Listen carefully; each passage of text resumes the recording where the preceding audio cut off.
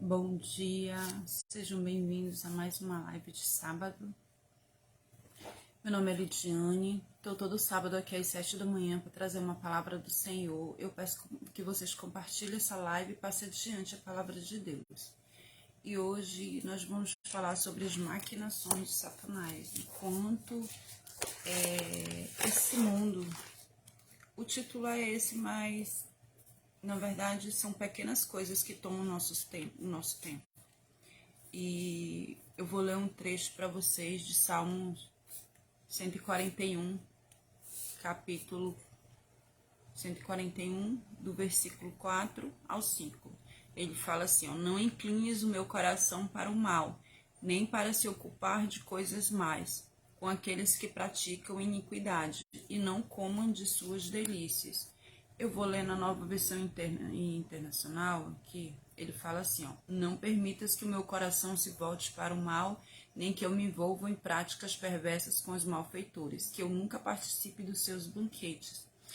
Aqui, banquetes é tudo aquilo que tira a nossa atenção, tudo aquilo que vai nos ocupar, vai fazer a gente perder o foco, para que a gente não faça as coisas para Deus, né? Essa vida moderna, ela nos preenche, nos enche de tarefa, preocupação diária, e isso nos tira um pouco o tempo, aquele tempo de qualidade que nós devemos ter para com Deus. E essas coisas fazem com que a gente se distancie dele e faz até, às vezes, a gente pensar que estamos corretos, porque estamos buscando ser bem-sucedidos, ter uma boa faculdade, um bom emprego, cuidar da família, prover o alimento para dentro de casa, trabalhar, né? E ser um bom profissional. Então isso faz com que a gente pense que, pelo fato de a gente estar correndo tanto atrás dessas coisas, nós estamos correto e que não tem problema nenhum a gente negligenciar o tempo que a gente tem com Deus, né? Só que uma coisa não substitui outra. Deus, ele nos dá o nosso primeiro ministério, que é a nossa família, a nossa vida. Quando você não tem um marido, quando você não tem uma esposa, quando você não tem filhos, o seu primeiro ministério é a sua vida. Como você vai viver a sua vida para Deus. Mas quando você tem quando você tem esposo, quando você tem esposa, quando você tem filhos, o seu primeiro ministério também é a sua família. Então Deus quer saber como é que a gente vai entregar isso para Ele, né? Nós devemos buscar, sim, para ser bem sucedido, ter uma boa carreira, porque tudo que a gente for fazer, a gente tem que fazer como se a gente estivesse fazendo para Deus, né? Ele fala que se todos os dons que Deus distribui para a gente, né, nós temos que fazer perfeitamente, nós temos que nos esforçar, mas a gente também não pode negligenciar o tempo com essas coisas, colocando no lugar, né, tirando o tempo que a gente tem com Deus para pôr essas coisas no lugar. Nós devemos buscar, sim, mas nós devemos equilibrar esse tempo, porque tudo tem o seu tempo. Então é necessário que essas coisas sejam colocadas em primeiro plano, principalmente para Deus. Nós devemos priorizar o nosso tempo com Deus, porque é um tempo de qualidade que nós vamos passar com Ele, né? E esse tempo é necessário, e Deus quer que você usufrua do melhor dessa terra, mas porém nós devemos nos disciplinar e nos organizar no nosso tempo, o tempo com Ele, o tempo com que a gente vai fazer as outras coisas. Então temos que estar organizados e aprender a administrar bem esse nosso tempo que a gente tem com Deus e os deveres que a gente tem para organizar a nossa vida do dia a dia, porque tudo tem o seu tempo, tudo pode ser organizado, né? Se você anda indisciplinado, não pense você que você não consegue. Você consegue se disciplinar e arranjar tempo para tudo. Porque lá em Eclesiastes ele fala que existe tempo embaixo do céu para tudo, né? Então, essa é a meditação, é a palavra de hoje. E eu vou ler aqui um trecho para vocês. É de uma meditação da minha igreja, eu achei super interessante. Ele começa assim, ó: Satanás convocou uma convenção mundial de demônios. Em seu discurso de abertura, ele disse: não podemos impedir os cristãos de irem à igreja, não podemos impedi-los de lerem as suas Bíblias e conhecerem a verdade. Nem mesmo podemos impedi-los de formarem um relacionamento íntimo com seu Salvador. E uma vez que eles ganham essa conexão com Jesus, o nosso poder sobre eles está quebrado. Então vamos deixá-los ir para suas igrejas, vamos deixá-los com as suas reuniões e programações que tem mais. Mas vamos roubar-lhes o tempo que tem, de maneira que não sobre algum tempo para desenvolver o relacionamento com Jesus Cristo. O que quero que vocês façam é o seguinte, disse o diabo, distraia-os a ponto de que não consiga aproximar-se do seu Salvador para manter essa conexão vital durante todo o dia. Como vamos fazer isso? Gritaram seus demônios. Mantenham eles ocupados nas coisas não essenciais da vida e inventem inumeráveis assuntos e situações que ocupem suas mentes. Respondeu-lhes ele. Tente-os a gastarem, tomar emprestado, a usar o cartão de crédito. Persuadam as suas esposas a irem trabalhar durante longas horas e o marido a trabalharem por 7 dias por semana, durante 10 a 12 horas por dia. Criem em situações que os impeçam de passar algum tempo com os filhos. À medida que as suas famílias se forem fragmentando, muito em breve seus lares já não são mais... já não oferecerão mais um lugar de paz para se refugiarem da pressão do mundo. Estimulem sua mente com tanta intensidade que eles não possam mais escutar aquela suave voz e tranquila que orienta seus espíritos. Induzam todos a ligarem o rádio e sempre que estiverem dirigindo ou liguem a TV e seus celulares estejam sempre ligados nas refeições e o dia todo em seus lares e providencie que todos os lugares do mundo toquem constantemente músicas que não edificam e que a TV esteja ligada. Bombardeiem as suas mentes com notícias 24 horas por dia. Mantenham lindas as modelos na TV e internet, para que seus maridos acreditem que a beleza externa é o importante e eles se tornaram mal satisfeitos com suas próprias esposas. Mantenham as esposas demasiadamente cansadas para não amarem seus maridos à noite e dê-lhes dor de cabeça também. Se elas não dão aos seus maridos o amor que eles necessitam, eles então começarão a procurá-lo em outro lugar. Mantenham-os exaustos, de tal modo que ocupados, que nem pensem em passear ou passar um tempo a sós. Mantenham-os ocupados. Enche sua vida de todos e com eles com todas as causas nobres e importantes a serem defendidas que não tenham nenhum tempo para buscarem Jesus. Muito em breve eles estarão buscando em suas próprias forças soluções para seus problemas e para as causas que defendem, sacrificando sua saúde, sua família, seu bem-estar da causa, e isso vai funcionar. Desse jeito vai funcionar. Esse era um senhor plano. Os demônios ansiosamente partiram para cumprir as determinações do chefe, fazendo com que os cristãos em todo o mundo ficassem mais ocupados e mais apressados, indo daqui para ali e vice-versa, tendo muito pouco tempo para Deus e para sua família, não tendo nenhum tempo para contar a outros sobre o poder de Jesus para transformar vidas. Creio que a pergunta é: teve o diabo sucesso nas suas maquinações? Né? Com base no texto, como está o seu tempo, seu interesse, seus interesses particulares, seus pensamentos, suas atitudes para as coisas de Deus? Essa é a pergunta, né? Então, aqui esse texto mostra, é um texto lúdico, mostra como Satanás trabalha, né, em nossas vidas. É na procrastinação, na mentira, na falta de tempo, né? A gente fica entretido com várias coisas desse dia a dia e a gente esquece de separar um tempo para Deus. A gente fica nesse corre-corre, como diz o texto aí, né? De um lado para outro. Mas na palavra do Senhor também diz que muitos correrão de um lado para outro, ou seja, não saberão o que fazer. São muitas informações, somos bombardeados com todo tipo de informação durante o dia. E a gente se preocupa com coisas que a gente nem deveria se preocupar. Às vezes uma coisa que acontece lá do outro lado do mundo, a gente está se preocupando com aquilo, quando a gente deveria estar se preocupando com o nosso ministério, que é a nossa família, a nossa vida, como é que a gente está diante de Deus, como é que a gente tem preenchido o nosso tempo para honrá-lo, porque tudo o que a gente faz aqui importa para Deus. Nós vamos dar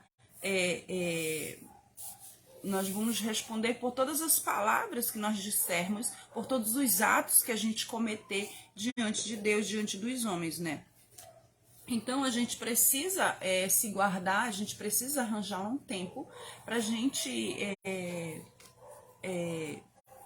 conseguir administrar esse tempo e viver para Deus. O que é viver para Deus? Ah, agora eu não vou mais ter tempo de me divertir o tempo todo. Tem pessoas que pensam assim, que não, eu não quero ser crente porque vai ser chata a minha vida, eu não vou ter tempo mais para mim, só para Deus.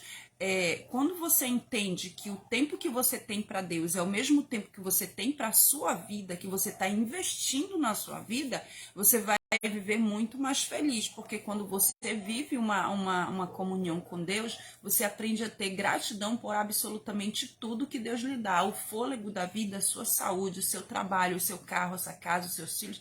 Tudo isso foi Deus que lhe deu. Então você aprende a ser grato e você aprende a se divertir e a se contentar com isso que Deus te dá, porque é o suficiente. Esse é o suficiente. E a gente não vai estar com aquele vazio, né, que muitas pessoas têm, porque a gente vai estar preenchido de Deus. O amor de Deus nos preenche, né? Nos preenche a tal modo que a gente transborde na vida de outras pessoas. A gente tem problemas, sim, temos aflições, como disse Jesus, temos, mas a gente vai transbordar na vida de outras pessoas porque a gente está preenchido de Deus, a gente está transbordante de Deus. O Espírito de Deus preenche todo e qualquer vazio que a gente venha a sentir, para que a gente não venha querer buscar, nessa busca incessante de querer estar implacável buscando as coisas para que a gente possa se sentir bem sucedido, preenchido, né? Que a gente não possa buscar em outras fontes, mas buscar na fonte de Deus, né? Lá em Provérbios 17, Provérbios 13:3, ele fala: o que guarda a sua boca conserva a sua alma, mas o que muito abre os seus lábios tem perturbação. Aqui ele está falando de guardar, né? De guardar, de não falar palavras vazias. Então tudo, absolutamente tudo importa para Deus.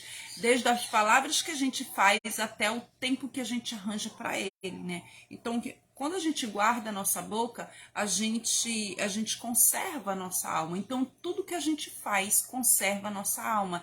Quer seja falando, quer seja fazendo, quer seja organizando e administrando o nosso tempo para Deus. Então, tudo para Deus importa.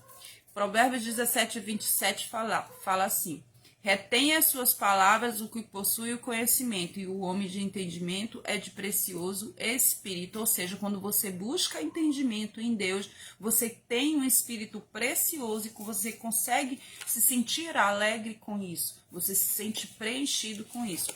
Provérbio 21:23 fala: o que guarda a sua boca e a sua língua guarda das angústias da sua alma, né? Então nós devemos nos guardar de todas as formas, de todas as maneiras para Deus. Não somente as nossas palavras, aqui ele está falando da língua, da boca. Por quê? Porque às vezes a gente mais faz do que age. Às vezes a gente somente mais fala mais e age menos. Quando Jesus disse: esse povo me honra com os lábios, mas o seu coração está longe de mim, quer dizer que as pessoas falavam muito de Deus, mas faziam pouquíssimos para Deus, ou seja, viviam pouco para Deus. Não administrava o seu tempo de uma forma que realmente Deus se encaixasse dentro da vida daquela pessoa. Então eles falavam somente de lábios, mas o coração e suas atitudes estavam longe de Deus, estavam distantes de Deus. Por quê? Porque eles não priorizavam o tempo para com Deus. Eles não buscavam tempo de qualidade para viver realmente de acordo com a vontade de Deus. Somente falavam, mas não faziam, né? Mateus 10:16 fala: eis que vos envio como a ovelha ao meio de lobos, portanto sedes prudentes como serpentes e simples como pombas. Ele está falando aqui que ele está enviando todos nós no meio dos lobos. Lobos são aquelas pessoas que não querem saber de Deus, né? Portanto, sede prudentes, ou seja, nós devemos ser prudentes. Como as serpentes, né, ter prudência, ter cautela. E simples como as pombas, ou seja, nós devemos ter um espírito leve, né? Quando a gente anda com Deus, nós aprendemos a ter essa simplicidade e a ter essa prudência, né? E para andar no mundo. Ou seja, tudo a gente vai aprender a administrar com prudência, com inteligência, com cautela, vivendo de acordo com a vontade de Deus e vivendo para Ele. Continua lá no verso Mateus 10:16, versículo 26. Portanto, não os temais, porque nada há encoberto que não haja de revelar-se, nem oculto que não haja de saber-se. E não temais os que matam o corpo e não podem matar a alma. Temei antes aquele que pode fazer perecer no inferno a alma e o corpo. Ou seja, tudo nesse plano aqui físico não é eterno, mas no plano espiritual é eterno. Então, tudo que a gente fizer aqui, a gente vai levar para a eternidade. Então, é muito importante a gente administrar o nosso tempo com Deus. Porque ele fala assim, ó, a gente não deve temer os que matam o corpo, mas nós devemos temer aquele que faz perecer no inferno o corpo e a alma, né?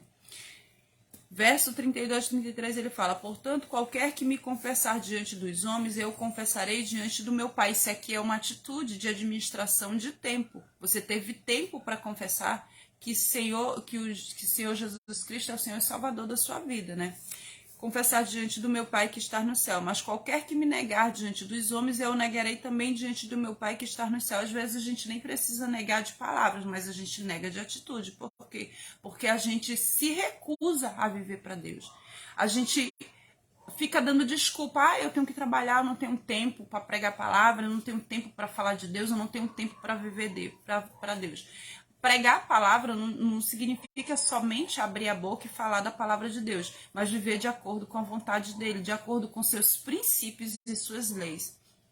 Por exemplo, dentro do casamento, você pode pregar a palavra de uma forma que as pessoas nem precisam escutar que você está falando de Deus, mas elas vão olhar para você e vão ver suas atitudes como uma atitude de uma pessoa verdadeiramente cristã. Por exemplo, o adultério. O adultério não é da vontade de Deus. Se você adulterou, então você já está fazendo a vontade da carne. Você está negando a Deus. E se você é fiel ao seu esposo ou à sua esposa, você está fazendo de acordo com a vontade de Deus. Ou seja, diante dos homens e diante de Deus. Ou seja, você está pondo em prática aquilo que é da Bíblia, que é a fidelidade, né? Então ele fala assim, aquele que me confessar diante dos homens, eu confessarei diante do meu Pai que está no céu. Mas qualquer que me negar diante dos homens, eu negarei também diante do meu Pai que está no céu.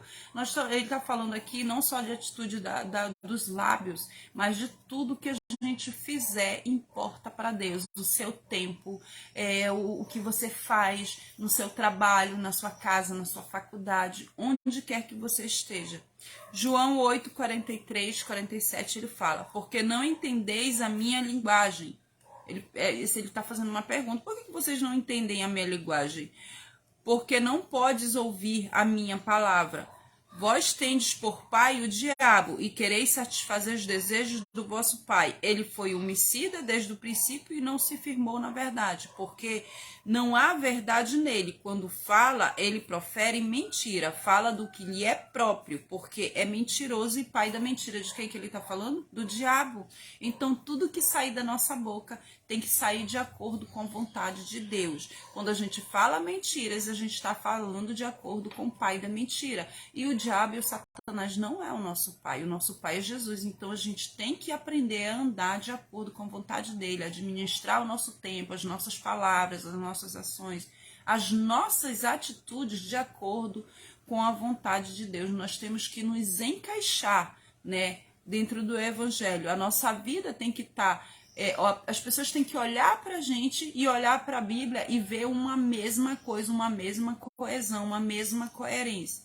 Não adianta a gente falar da palavra de Deus e viver de uma forma totalmente diferente, ou seja, dizer que anda por um caminho, mas trilhar realmente outro, né?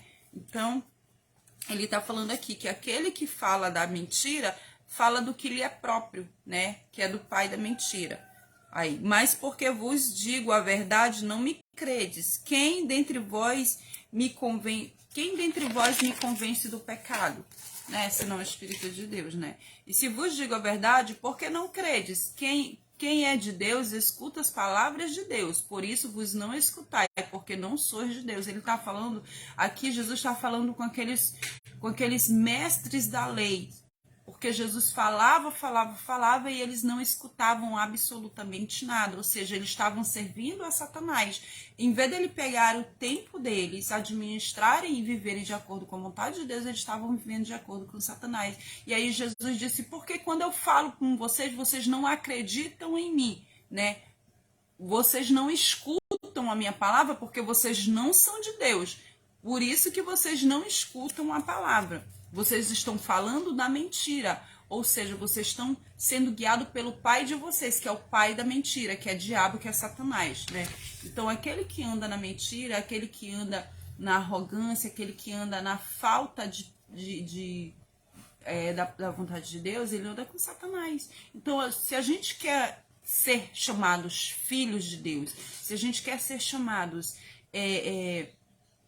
de aqueles que andam com Deus, nós vamos andar com Deus realmente, não só de palavras, mas de atitudes, de caráter, de todos os princípios que a gente colocar em prática vão ser vindos de Deus. Quando a gente tentar mentir, a gente vai se autoacusar, vai dizer, opa, isso aqui não é de Deus, eu não posso fazer. Essa prática não é de Deus, essa prática é pecaminosa. Isso concerne a minha carne e não ao meu espírito. Então eu vou abandonar essa prática. E aí você pede, você ora e Deus com certeza te dá o galardão, te dá a ajuda necessária. Porque ele fala que não vai vir tentação que não seja impossível você vencer. Nós somos tentados pelos nossos próprios desejos da nossa carne, mas o Espírito é que vivifica a vontade do Espírito Santo, é que permanece, faz com que permaneça em nós a vontade do Pai, né?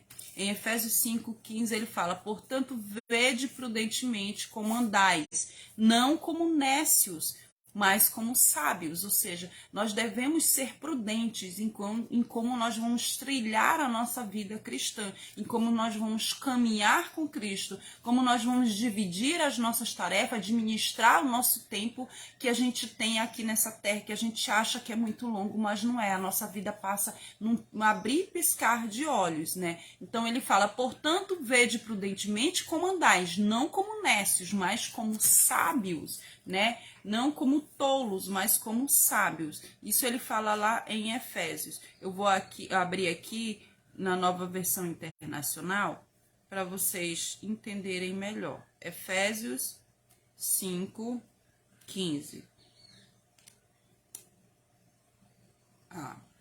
Tenham cuidado com a maneira como vocês vivem, que não seja como insensatos, mas como sábios, aproveitando ao máximo cada oportunidade, porque os dias são maus, ou seja, cada oportunidade que a gente tem para viver para Deus, cada oportunidade que a gente tem de pôr em prática as vontades de Deus, nós devemos pôr, porque Deus vai se agradando cada vez de nós e a nossa vida vai conseguir fluir, nós vamos conseguir ser mais leves de alma, mais leves de espíritos, e as coisas vão dar muito mais certo na vida da gente, né? 2 Timóteo 3, capítulo 3, versículo do 1 ao 7, ele fala, sabe, porém, isso, que nos últimos dias sobrevirão tempos trabalhosos, porque haverá homens amantes de si mesmos, avarentos, presunçosos, soberbos, blasfemos, desobedientes a pais e mães, ingratos, profanos, sem afeto natural, irreconciliáveis, caluniadores, incontinentes, cruéis, sem amor com os bons, traidores, obstinados, orgulhosos, mais amigos dos deleites do que amigos de Deus, tendo aparência de piedade, mas negando. Vamos lá. 2 Timóteo. 2 Timóteo, capítulo 3, versículo... Isso, ó. Ele fala aqui, ó. Saiba disso, nos últimos dias sobrevirão tempos terríveis. Os homens serão egoístas, avarentos, presunçosos, arrogantes, blasfemos, desobedientes aos pais, ingratos, ímpios, sem amor pela família, irreconciliáveis, caluniadores, sem domínio próprio, cruéis, inimigos do bem, traidores e precipitados, soberbos, mais amantes dos prazeres do que amigos de Deus, tendo aparência de piedade, mas negando o seu poder. Afaste-se desses também. Ou seja, são características de pessoas que Deus não se agrada, né? Pessoas que não administram o seu tempo, que não administram o seu caráter, que não têm domínio próprio, porque é necessário que tenhamos domínio próprio para que nós possamos administrar o nosso tempo, para que nós possamos viver para Deus. Viver para Deus significa viver em comunhão não só com Deus, mas em comunhão com o esposo, comunhão com o filho, comunhão com os familiares. Aquela pessoa que quer viver muito isolada de outras, eu não gosto do fulano, eu não perdoo o fulano, não, me fez mal. Esse não é uma pessoa que agrada a Deus, tá? Eu sei que é difícil perdoar, mas é necessário que se faça esse exercício de perdão todos os dias da nossa vida, porque todo dia nós devemos perdoar. Porque se Deus perdoa a gente, quem somos nós para não perdoar o nosso próximo?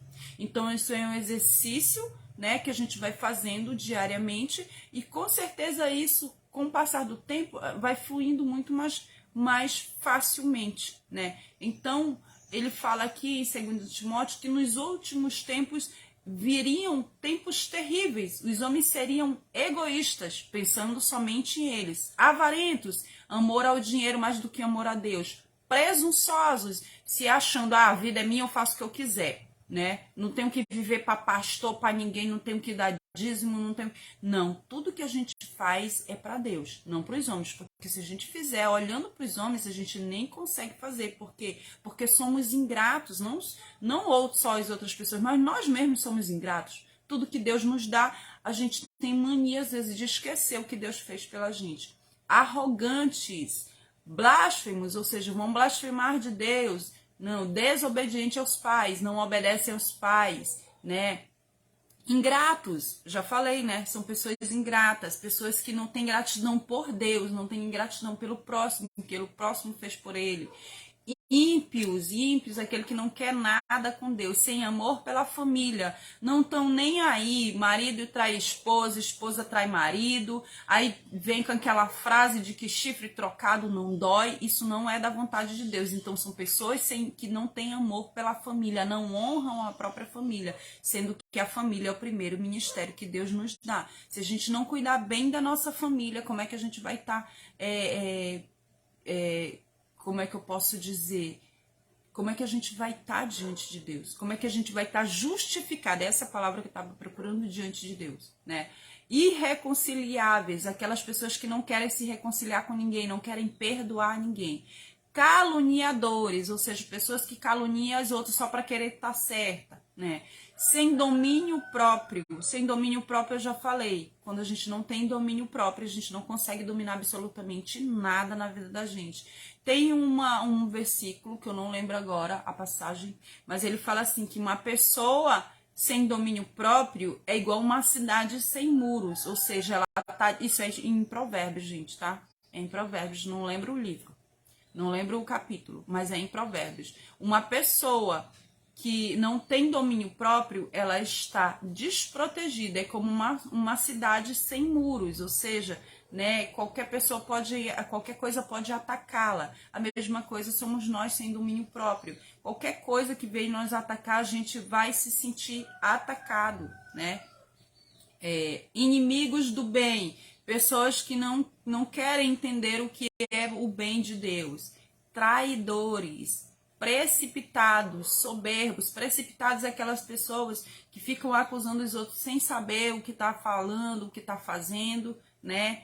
Sem saber do assunto. Mais amantes dos prazeres do que amigos de Deus. Mais amantes dos prazeres, ou seja, aquelas pessoas que se deslumbram com as coisas desse mundo.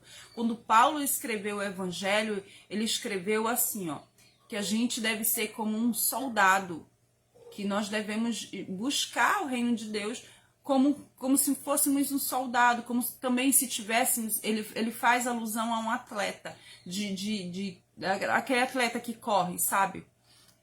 Que está buscando pelo prêmio. Nós devemos nos ocupar com as coisas de Deus antes do que nos ocupamos com as coisas do mundo. Ou seja, nós buscamos primeiro o reino de Deus para que todas as outras coisas sejam acrescentadas. Tendo aparência de piedade, mas negando o seu poder.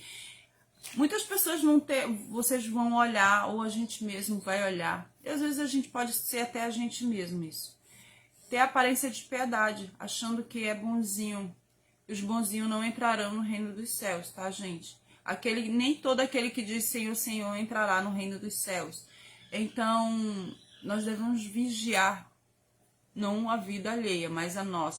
E ele fala, afaste-se desse também. Ou seja, são pessoas que são induzidas pelas coisas mundanas e que elas não administram seu tempo, elas não vivem absolutamente nada para Deus e fazem questão de não viver, né? Não tem domínio próprio, não tem a lei de Deus em seu coração, não tem amor pelo próximo, não perdoa, não libera perdão, né? São pessoas que não administram seu tempo, não administram seu próprio caráter, não administram as suas emoções. São pessoas totalmente desprotegidas e algumas até precisam realmente de ajuda de profissionais, porque muitas pessoas passaram por muitas coisas e elas aprenderam a ser duras e elas acham que isso é uma barreira de proteção, quando na verdade isso não é proteção alguma. Isso vai fazer tanto mal para ela quanto para quem ela vai se relacionar. Então muitas pessoas precisam realmente de terapia,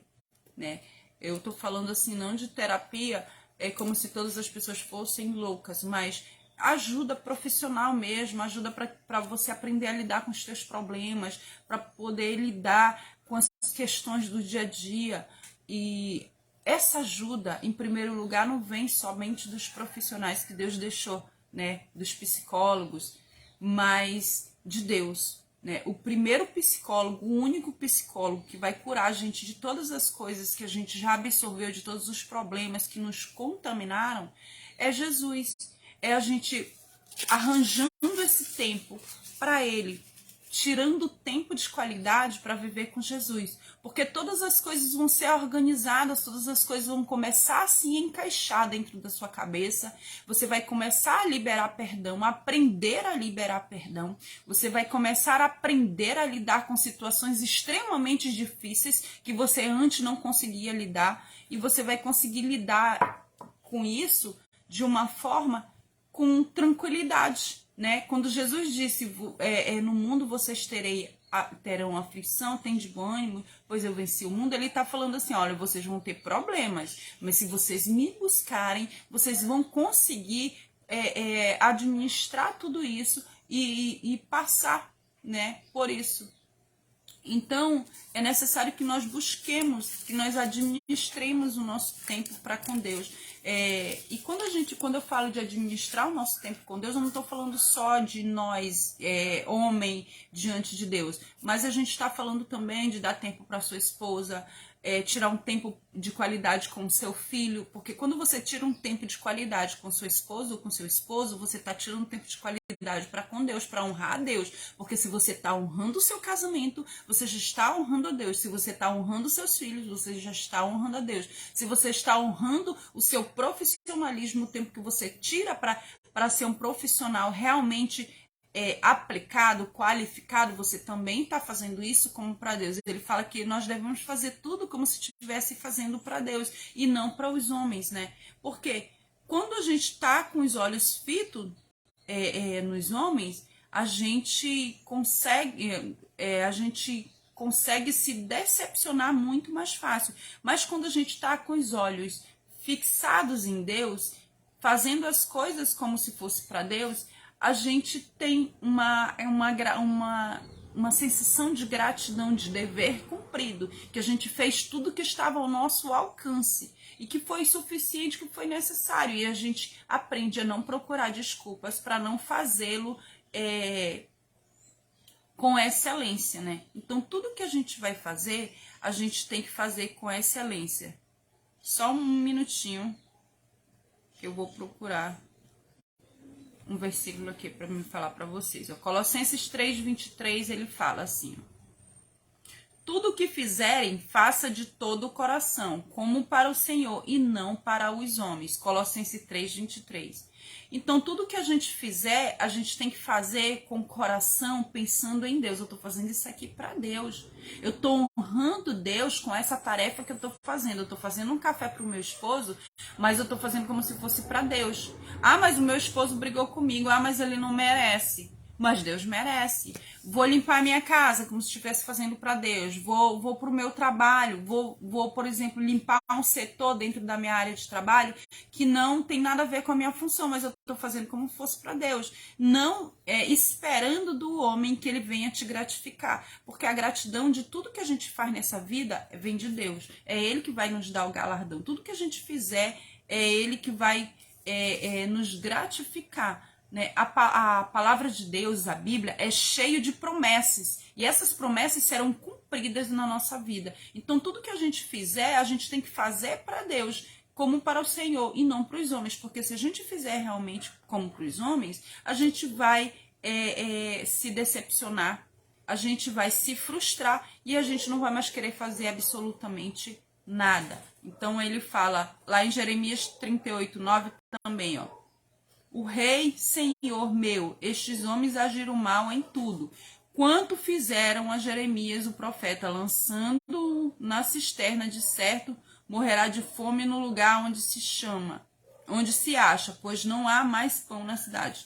Ele está falando aqui, ó, do profeta Jeremias, né? E esses homens tinham agido mal. E esse profeta, ele vinha falar as coisas de Deus para essas pessoas se sentiam atacadas porque elas não queriam bater de frente com a verdade, que elas não queriam sair daquele caminho ruim. Elas queriam continuar no caminho que elas estavam. Então, muitas das vezes, a gente vai alertar as pessoas e as pessoas vão se sentir mal e vão nos atacar. Jeremias foi atacado. Né? Todos os profetas do Senhor foram atacados. Por quê? Porque eles falavam a verdade. Por quê? Porque Deus dizia, vai lá e fale. E era necessário que eles falassem, entendeu? Então, as pessoas não querem se arrepender do seu mau caminho. Muitas delas não querem fazer as coisas como para Deus. Querem fazer como se estivessem fazendo para eles mesmos ou para o homem. Como se viessem do homem o galardão. Mas tudo vem de Deus, né? Colossenses 3:22, ele falou, vós servos, obedecei em tudo a vossos senhores segundo a carne, não servindo só na aparência, como para agradar aos homens, mas em simplicidade de coração, temendo a Deus. Ou seja, a gente não tem que fazer as coisas só quando as pessoas estão vendo, mas a gente tem que fazer as coisas entendendo que Deus está vendo tudo o que a gente faz, que tudo o que a gente fizer, a gente tem que fazer conforme a vontade de Deus. Né, para com Deus, porque é dele que vem um galardão. É nele que nós devemos nos apoiar, né? Todas as coisas que Deus nos entrega, nós devemos administrar bem, para que nós possamos entregar para Deus de uma forma bem planejada, bem organizada e bem administrada. Então, gente, eu vou encerrar a live para não ficar muito grande, né? A última palavra de Deus está em Salmos 1:3, ele fala, pois será como árvore plantada junto aos ribeiros de água, a qual dá o seu fruto no seu tempo. As suas folhas não cairão e tudo quanto fizer prosperará. Isso aqui é para aqueles servos que tudo que fazem pensando na vontade do Senhor. Então, essas pessoas, elas terão, elas se deleitarão de coisas maravilhosas. Por quê? Porque estão fazendo pela vontade do Senhor. Né? Então, tudo que ela fizer vai prosperar. Tudo que ela pensar em fazer, vai pensar em Deus, então vai prosperar. Então, essa é a palavra de hoje.